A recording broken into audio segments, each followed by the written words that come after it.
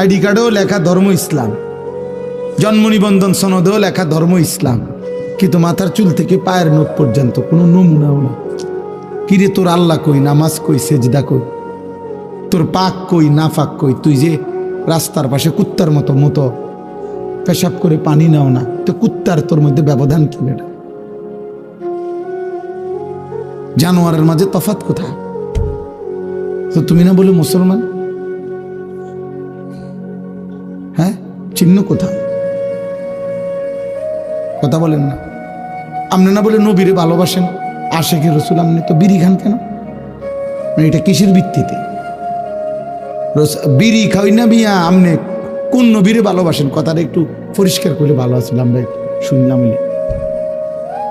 শুধু দাঁড়াইয়া কন না, আজ 30 বছর ধরে যিনি সুদ খান, কিস্তি নেন, আপনি কোন নবীরে ভালোবাসেন? কদ্দুর কনসে দাঁড়াইয়া কন, কদ্দুর কথাটা পরিষ্কার হই।